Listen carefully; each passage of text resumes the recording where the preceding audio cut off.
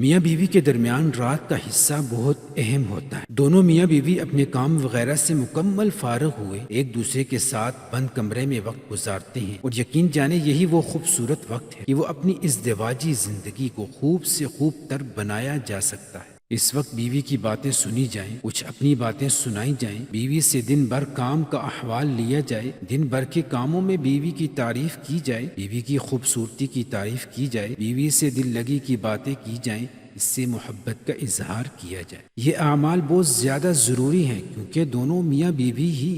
دن بھر کام سے تھکے ہارے آرام کے لیے بستر پر آتے ہیں تو انہیں ایک دوسرے کے پیار بھرے محبت بھرے الفاظوں کی ضرورت ہوتی ہے، اور یہ وہ وقت ہوتا ہے کہ دونوں کے منہ سے نکلے الفاظ سیدھے ایک دوسرے کے دل میں اترتے چلے جاتے ہیں، بشرطے کہ دونوں کے درمیان موبائل اور ٹیلی ویژن جیسی فضول چیزیں نہ ہوں۔ یہ میاں اور بیوی دونوں کا ایک دوسرے پر حق ہے کہ موبائل اور ٹیلی ویژن کو چھوڑ کر ایک دوسرے کو پیار اور محبت کے ساتھ وقت دیں۔ دن بھر میاں بیوی اپنے کاموں میں مصروف رہتے ہیں، اور ایک رات کا وقت ملتا ہے کہ میاں بیوی ایک دوسرے کو وقت دیں، اور اگر ایسے میں شوہر اپنے موبائل میں مصروف رہے، بیوی اپنے موبائل میں، تو جناب معاف کیجیے گا، یہ ایک خوشگوار ازدواجی زندگی نہیں بلکہ ایک رسمی ازدواجی زندگی ہے، جہاں بس رسمیں پوری ہو رہی ہیں کہ صبح اٹھے کام پر چلے گئے، بیوی گھر کے کاموں میں مصروف ہوگی، رات کو آئے کھانا کھایا، باہر راؤنڈ لگایا، آ کر موبائل استعمال کرتے کرتے سو گئے۔ یقین جانے یہ رسمی ازدواجی زندگی ہے۔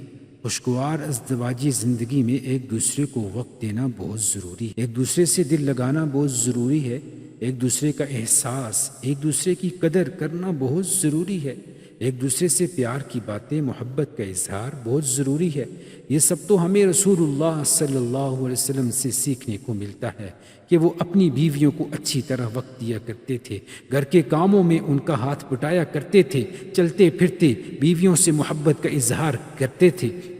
بیوی کے ساتھ کھیل میں حصہ لیا کرتے تھے، بیوی کے دل جوئی کیا کرتے تھے۔ لہٰذا ہمیں بھی رسول اللہ صلی اللہ علیہ وسلم کی زندگی پر عمل کرتے ہوئے اپنی زندگی کو خوشگوار بنانے کی ضرورت ہے۔ چلیں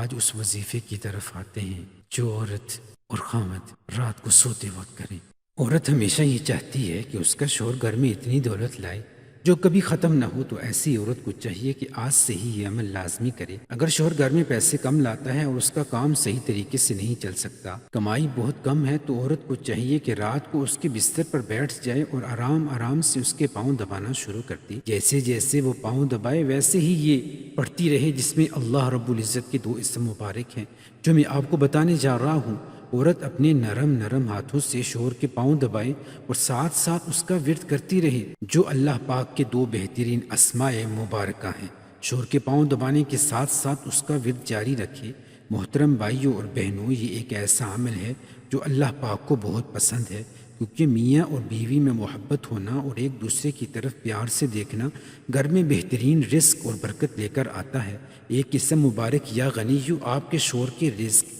دولت اور کاروبار میں اضافہ فرما دے گا، شوہر کو مالا مال کر دے گا، جبکہ دوسرے نمبر پر یہ اسم مبارک یا ودودو میاں بیوی کے درمیان آپس میں محبت بڑھانے کے لیے، یعنی اگر میاں بیوی میں کسی وجہ سے ناراضگی پیدا ہو جاتی ہے تو یہ اسم مبارک دونوں میں محبت پیدا کر دے گا۔ تو اس ویڈیو میں بتائے گئے چھوٹے سے وظیفے کی برکت سے میاں بیوی دونوں کے درمیان محبت بھی بڑھ جائے گی اور ان کی دولت میں بھی اضافہ ہوگا، اور اللہ پاک بھی ایسے میاں بیوی کی مدد فرماتا ہے۔ تو محترم ناظرین، اللہ عز و جل سے دعا ہے اللہ پاک ہمیں دین کی صحیح سمجھ بوجھ عطا فرمائے، اور میرا سنانا اور آپ کا سننا قبول و منظور فرمائے، آمین یا رب العالمین۔